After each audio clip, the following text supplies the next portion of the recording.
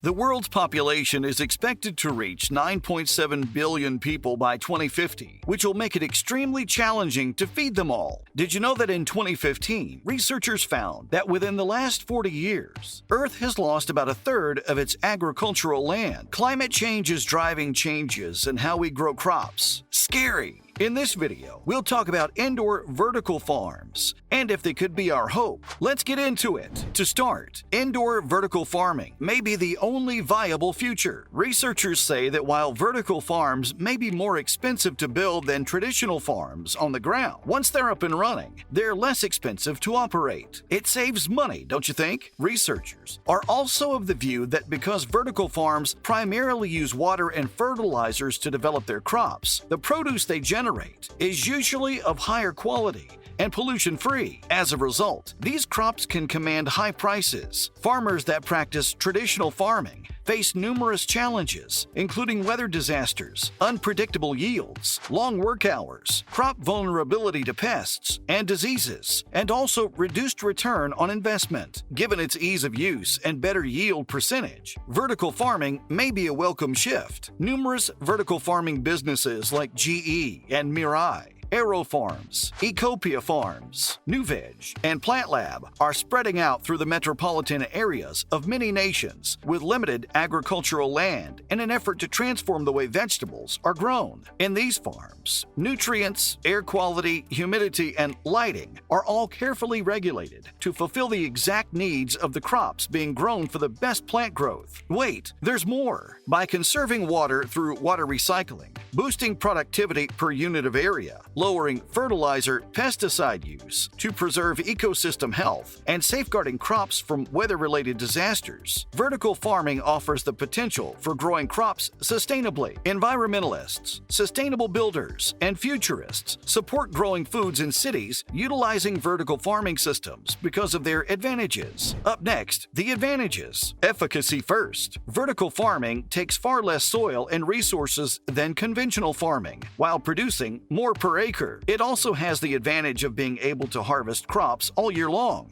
because each allotment has its own land. More than one crop can be gathered at once. Secondly, it's adaptable to climate. Traditional farming's vulnerable to erratic weather conditions and natural catastrophes like droughts, wildfires, and floods, among others. Such variables are eliminated in a vertical farming controlled setting, making the supply chain process less vulnerable to disturbance. Lastly, it protects the environment, avoiding deforestation that comes with conventional farming. Vertical farming aids in resource conservation. That makes sense because when food is grown indoors, normal farm machinery, plowing, planting, and harvesting are reduced or eliminated, conserving the soil and reducing harmful greenhouse gas emissions. Also, take a look into indoor vertical farms. A cutting-edge technique known as vertical farming involves artificial stacking the vegetation vertically on top of one another, either in towers or within a three-dimensional space. This could assist in resolving a number of issues that may arise in the future, such as malnutrition, contaminated food, etc. In fact, it may also be helpful when there's a shortage of food, and given the climate change situation, we know that's going to happen. As compared to conventional agriculture and other options like agroecological, permaculture, and biodynamic farming,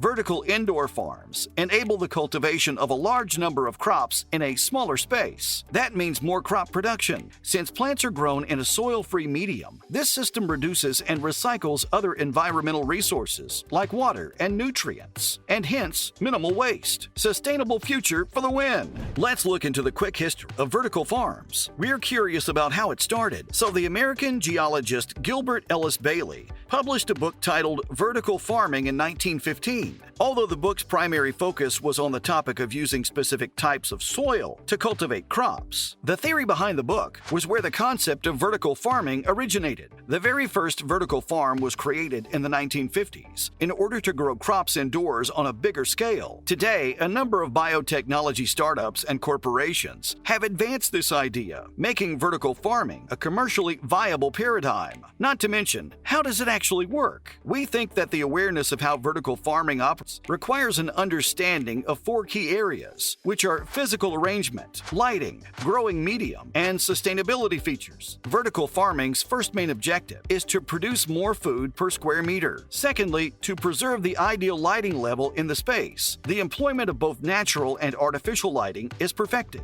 Lighting efficiency is increased by using tools like rotating beds. Thirdly, growing mediums such as aeroponic, aquaponic, or hydroponic systems are used instead of soil. In vertical farming, peat moss, coconut husks, and other similar non-soil mediums are used. Finally, vertical farming systems minimize the energy cost of farming by including a variety of sustainability characteristics. Interestingly, 95% less water is used in vertical farming. What else do we need? Following up are some success stories. Let's start with Singapore. With the opening of its first vertical farm, Landstrap Singapore has taken a step toward reducing its reliance on food imports and increasing local food production. Sky Green's farms began experimenting with vertical farming as early as 2009. They created a vertical farm that has 120 aluminum towers that rise over 9 meters in height and are specifically designed for cultivating leafy vegetables. A total of half a ton of veggies can be produced each day. Also in response to the 2011, which caused a food shortage in Japan, the Japanese organization Mirai and GE launched an indoor farm. Unlike outdoor agriculture, which holds the danger of excessive heat harming crop yield, GE's unique cost-effective LEDs delivered the optimum light spectrum for photosynthesis. As a result, most products fell in ranges that are acceptable, both in terms of quality and quantity. Research by GE and Philips is ongoing in an attempt to create light spectrums for various plants, which will ultimately improve the efficiency of vertical farming systems. With the intention of developing vegetable factories, GE and Mirai are also trying to extend their business in Russia and Hong Kong, which we think is going to be a great step. Lastly, Illinois stepping up the game and yielding results. We're amazed at how a thorough plan was developed by the Illinois Institute of Technology for the installation of vertical farms in Chicago. First, prototype vertical farms were to be created at major institutions with an interest in exploring vertical farming methods and technological advancements. And guess what? It revealed a 30 times reduction in water use, while also showing a 23-fold boost in yield potential. We mean when we say that these technologies offer the encouraging potential for the development of vertical farming for both private and commercial use in urban areas. In other news, first off, factory farming is more destructive than ever. Every year, pigs, cows, turkeys, and chickens, who are sensitive, playful, and intelligent creatures, are grown and killed for their milk, meat, flesh, and eggs. Most of these animals are kept on cramped, desolate feedlots or are intensely confined wholly inside, where they endure great suffering. Factory animals suffer from poor living circumstances, severe treatment, and painful operations that'd be considered animal cruelty if performed on canines or felines without anesthetic. They have no quality of life. There's also no denying that this kind of industrial approach to animal production contributes to environmental harm and climate change. We are already in pretty bad shape, and on top of that, not only does industrial beef production seem to be a primary source of greenhouse gas emissions from the livestock industry, but confinement-based dairy, poultry, and pork farms are also significant polluters. Up next, technologies changing the face of farming in Egypt. Initiatives utilizing innovative agricultural technology have lately surfaced to assist Egyptian farmers in dealing with the effects of climate change. Artificial intelligence is used by an Egypt-based ag-tech venture called Mozar 3, which was founded in 2020 and currently provides services up to 3,000 users. Mozar 3 employs contractual farming, negotiating with farmers on the farming area, type of crops, and how many tons they'll buy,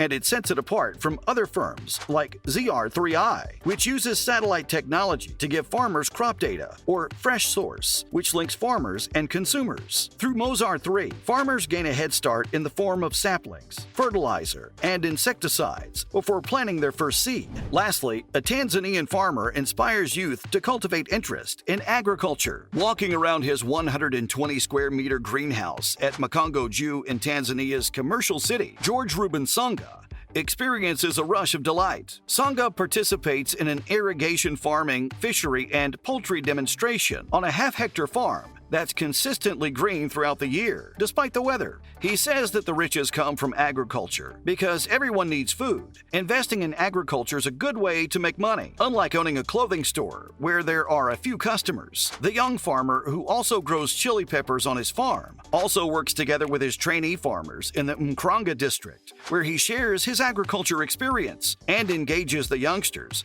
who come to his farm from various parts of the country. We think that's pretty inspiring. That's it, folks. What do you think about the indoor vertical farms? Let us know in the comments below. Don't forget to give this video a thumbs up and subscribe to our channel for more videos like this. See you in the next one.